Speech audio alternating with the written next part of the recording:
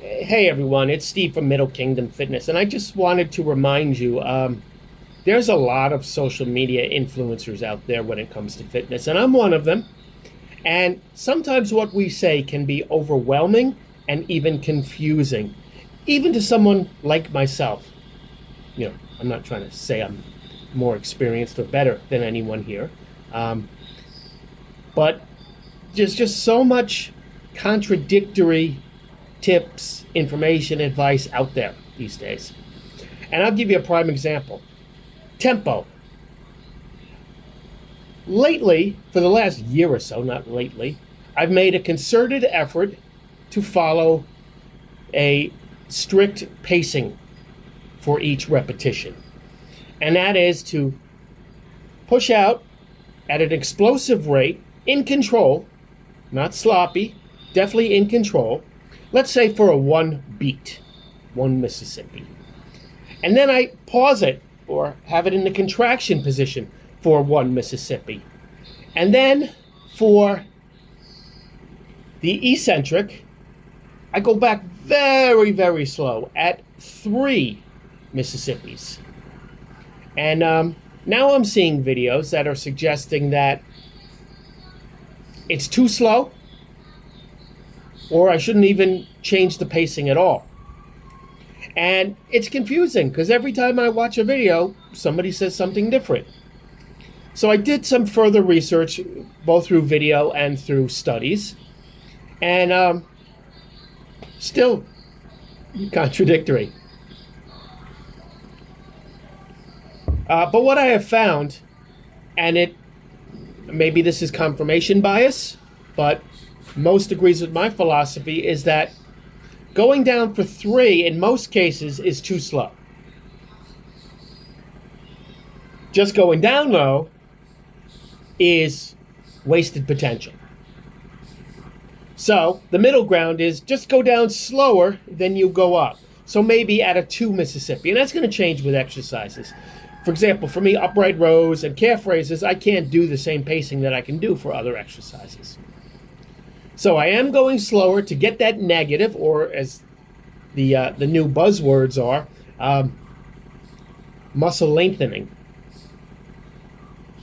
Muscle shortening, muscle lengthening, I'm sorry. So I am going slower, and I think that's really the secret. It's just to go slower than you do on the push portion, the positive, the concentric, whichever you want to use, the lengthening. And make sure you're in control. Just go a little bit slower.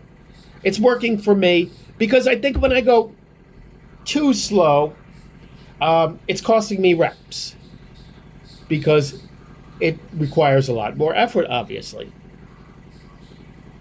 And when you think about it, because a lot of people do seem to forget this, what are you training for? Are you training for strength? Or are you training for muscle? Personally, I'm training for muscle.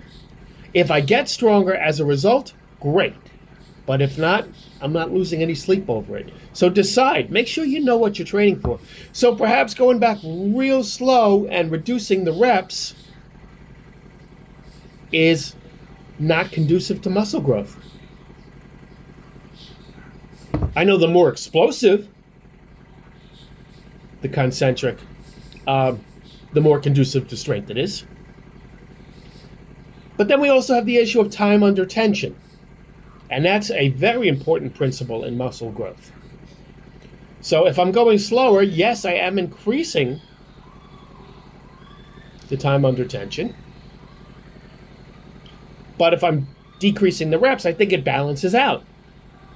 So if I'm doing just slightly slower and I could get 10 or 12 reps, I think it's better than going extremely slow and getting 6 reps. Just my thoughts. And that was another thing too. I had seen a study kind of related that was saying that it doesn't really matter how many reps you do, just do another set. And I just don't agree with that. That's what I call junk volume, and that's not a phrase I've invented. Junk volume. If you're just getting the reps in to get in as many as you can, I don't believe that's conducive to either muscle building or strength. I think it's just getting in your numbers. If you're not going at a full intensity, if you're not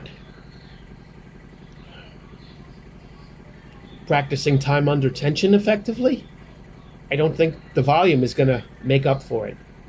And I know what studies say, and I know what colleagues have said to me, and I don't mean any disrespect, but it's just not something that's logical to me. So I'm going to keep doing it my way. And I'm seeing the growth. I'm seeing the musculature. I'm getting stronger because I have to increase the weight each week. But again, that's just to measure progress for me. You know, if I can look like Rich Piana and do 10-pound curls, then I'll do that over 50-pound curls any day. Because I'm more concerned with the aesthetic aspect of fitness, bodybuilding in particular. And everyone's different, and I'm not putting anyone down who believes differently than me. A lot of people have talked to me about functional strength, and you know what? That's not my goal. I've done manual labor all my life, and I've done all of that, and to me, that's functional strength. I'm going for the look. So good luck in whatever your endeavors are, whether it's strength, whether it's muscle. Remember, consistency is the key. Consistency and nutrition.